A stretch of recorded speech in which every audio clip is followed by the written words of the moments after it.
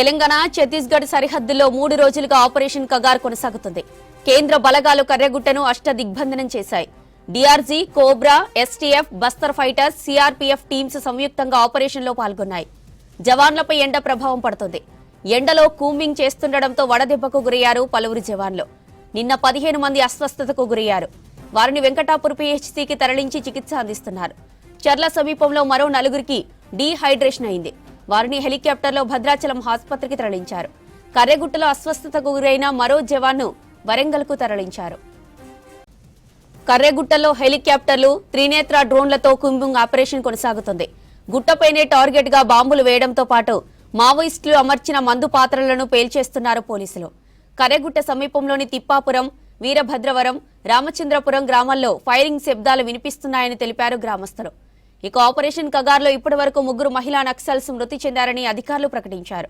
మావోయిస్టులకు భారీగా ప్రాణ నష్టం జరిగిందని, అనేక మంది గాయపడి ఉండొచ్చని బస్తర్ ఐజీ సుందర్రాజ్ తెలిపారు. ఇక మరోవైపు కర్రెగుట్టల్లో కూంబింగ్ ఆపాలని మావోయిస్టులు లేఖ విడుదల చేశారు. సైనిక ఆపరేషన్ వెంటనే ఆపాలని, శాంతి చర్చలకు ముందుకు రావాలని ప్రభుత్వానికి విజ్ఞప్తి చేశారు. ఆపరేషన్ కగార్ను నెలపాటు వాయిదా వేయాలన్నారు. North west Bastar bureau of Maoist party incharge Rupesh పేరుతో లేఖ విడుదల చేశారు.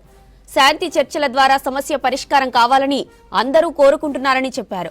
చర్చలకు తమ పార్టీ ఎప్పుడూ సిద్ధంగానే ఉంటుందన్నారు.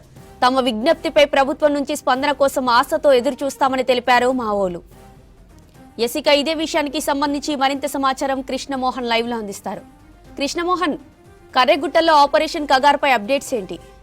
ప్రస్తుతం అయితే ఆ ప్రాంతం అంతా ఒక యుద్ధ వాతావరణం ఉంది. ఒక భీకరమైన పోరాటమే జరుగుతుందని చెప్పొచ్చు. ఇది 3వ రోజు కంటిన్యూగా కేంద్ర బలగాలు, అటు ఛత్తీస్గఢ్కి సంబంధించి బస్తర్ ఫైటర్స్ కావచ్చు, సిఆర్పిఎఫ్ బలగాలు ఇదంతా కూడా ఆపరేషన్ కొనసాగిస్తూనే అని చెప్పొచ్చు. మొత్తం నిన్న ఎన్కౌంటర్లో మాత్రం 3 మహిళా నక్సల్స్ చనిపోయారనేది అఫీషియల్గా ప్రకటన చేశారు. మరికొంతమంది కూడా చనిపోయి ఉండొచ్చు. పెద్ద మొత్తంలో మావోయిస్టులకు ప్రాణ నష్టం జరిగింది, అనేక మంది గాయపడ్డారు అనేది కూడా అఫీషియల్గా ఒక ప్రకటన కూడా విడుదలైంది. అయితే ఇప్పటివరకు చూస్తే మావోయిస్టులకు సంబంధించినటువంటి ఏరువేతలో భాగంగా కగార్ ఆపరేషన్ చేస్తున్నారు. దీనిలో భాగంగానే ఇదంతా కూడా కొనసాగుతుంది. ప్రస్తుతం అయితే కర్రెగుట్టల పరిసర ప్రాంతాలు మొత్తం కూడా కేంద్ర సాయుధ బలగాల మోహరించాయి. 3 రోజులుగా ఈ ఆపరేషన్ కొనసాగుతుంది. ఇప్పటివరకు మావోయిస్టు పార్టీకి తీరని నష్టం వాటిల్లిందనే భావన వ్యక్తం అవుతుంది. అయితే గత 3 రోజులుగా బాంబు పేలుళ్లు కావచ్చు, అదేవిధంగా ఫైరింగ్ సంబంధించిన శబ్దాలు అయితే మాత్రం ఆ చుట్టుపక్కల గ్రామాలన్నీ కూడా వినిపిస్తున్నాయి. ప్రజలందరూ కూడా ఆందోళనలో ఉన్నారు. అయితే ప్రస్తుతం అయితే ఉదయం నుంచి చూస్తే మాత్రం ఈ సమీపంలో ఉన్నటువంటి తిప్పాపురం, వీరభద్రాపురం, రామచంద్రపురం, తర్వాత ముకునూరు, ఇట్లా కొన్ని పరిసర గ్రామాల వరకు కూడా ఈ సౌండ్స్, ఫైరింగ్ సంబంధించిన సౌండ్స్ కావచ్చు, లేదా బాంబులు పేలుతున్నటువంటి పెద్ద ఎత్తున సౌండ్స్ కానీ ఇవన్నీ కూడా వినిపిస్తున్నాయని చెప్తున్నారు. 3 రోజులుగా మాత్రం ఈ కర్రెగుట్టల ప్రాంతంలో మాత్రం ఈ పోరాటం కొనసాగుతుంది అని చెప్పొచ్చు. తెలంగాణ ఛత్తీస్గఢ్ సరిహద్దుల్లో ఉన్నటువంటి ఈ ఆపరేషన్ కర్రెగుట్టల బచావో అనే ఆపరేషన్ ఇది కొనసాగిస్తున్నారు. అయితే మొత్తం అష్టదిగ్బంధం చేసినటువంటి కేంద్ర బలగాల్లో డీఆర్జీ కావచ్చు, కోబ్రా, ఎస్టీఎఫ్, తర్వాత బస్తర్ ఫైటర్స్, సిఆర్పిఎఫ్ టీమ్స్ ఇలా సంయుక్తంగా ఈ ఆపరేషన్ అంతా కూడా కొనసాగిస్తున్నారు. అయితే ప్రస్తుతం ఈ 3 రోజులుగా కర్రెగుట్టలోనే ఈ ఆపరేషన్ కొనసాగిస్తున్న నేపథ్యంలో జవాన్ల పైన సన్ స్ట్రోక్ కూడా పడుతుందని చెప్పొచ్చు. చాలామంది ఎండ తీవ్రత ఎక్కువగా ఉంది, ఉష్ణోగ్రతలు కూడా గణనీయంగా నమోదవుతున్నాయి. దీంతో ఆపరేషన్లో పాల్గొంటున్నటువంటి జవాన్లు అస్వస్థతకు గురవుతున్నారు. కొంతమంది సన్ స్ట్రోక్కు గురై డిహైడ్రేషన్కు గురయ్యారు.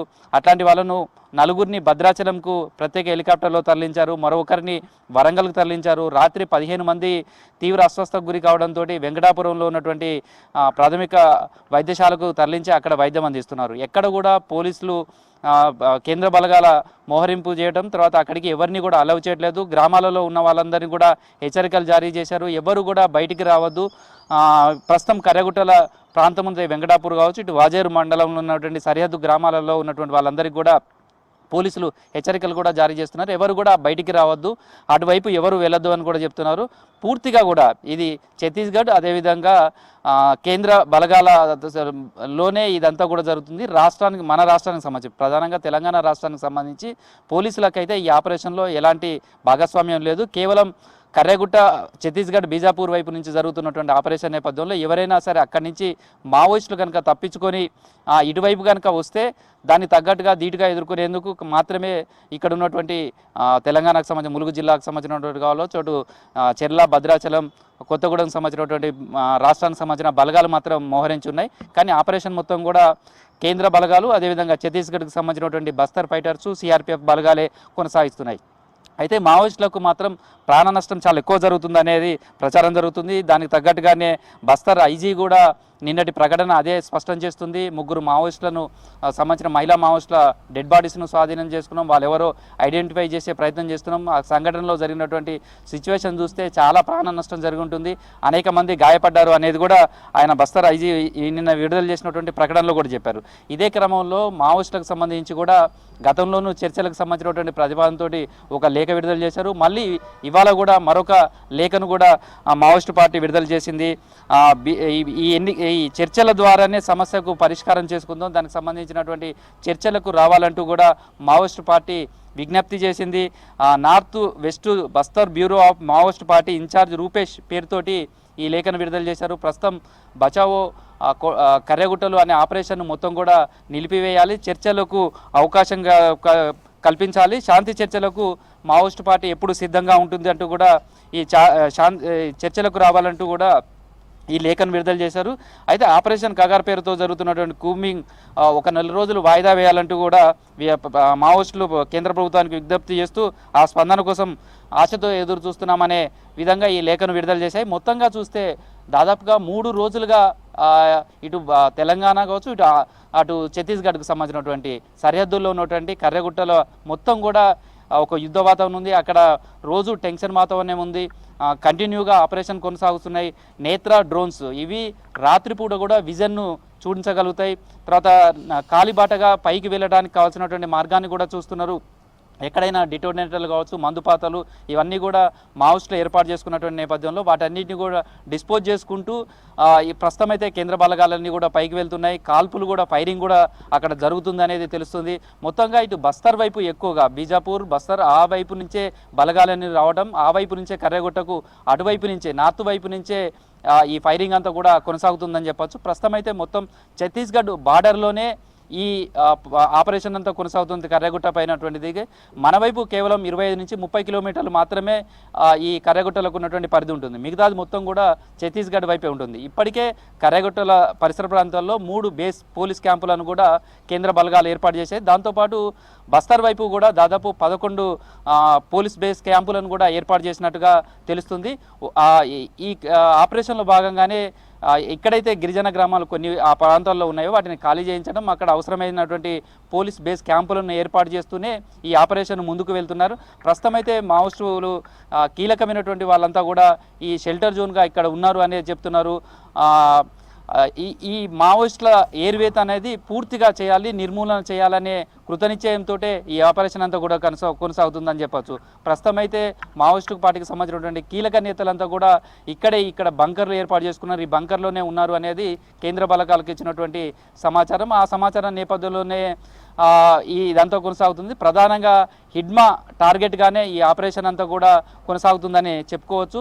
బంకర్లు ఉండడం, బంకర్లలో సేఫ్ అయిన ప్రాంతంలో వాళ్ళు ఉన్నారు, అక్కడి నుంచే ఎదుర్కొనేందుకు మావోయిస్టులు సిద్ధమవుతున్న నేపథ్యంలోనే వాటికి అడ్డుకట్ట వేసే విధంగా కూడా సాయుధ బలగాలు డ్రోన్లతో కావచ్చు, తర్వాత హెలికాప్టర్ల ద్వారా కూడా ఆ పైన బాంబులు వేస్తూ కూడా ఈ ఫైరింగ్ చేయడం కావచ్చు, ఈ ఆపరేషన్ అంతా కూడా ముందుకు తీసుకువెళ్తున్నట్టుగా తెలుస్తుంది.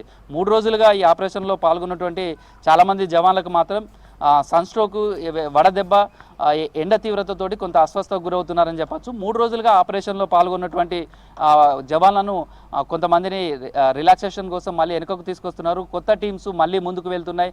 ఇట్లా ఇది కంటిన్యూగా మరొక 2 నెలల పాటు ఈ ఆపరేషన్ అంతా కూడా కొనసాగించాలని నిర్ణయం తీసుకున్నట్టు కూడా మనకు తెలుస్తుంది జ్యోతి. మొత్తంగా 2 వారాల పాటు మాత్రం ఖచ్చితంగా ఇక్కడనే మకాం వేయడం, ఇక్కడి నుంచి గుట్టపైకి ఎలాంటి నిత్యావసర వస్తువులు కావచ్చు, మావోయిస్టులకు కావాల్సినటువంటి ఇతర నిత్యావసర వస్తువుల సామాగ్రి కావచ్చు, మెడికల్కి సంబంధించిన కావచ్చు, ఏవి కూడా వాళ్ళకు చేరకుండా చేయడం, తర్వాత వాళ్ళను పూర్తిగా అష్టదిగ్బంధం చేయడం, వాళ్ళు లొంగిపోవడమా లేదా హతం చేయడమా, ఈ 2 అనే అంశాల మీదనే ఈ ఆపరేషన్ అంతా కొనసాగుతుందని చెప్పుకోవచ్చు జ్యోతి.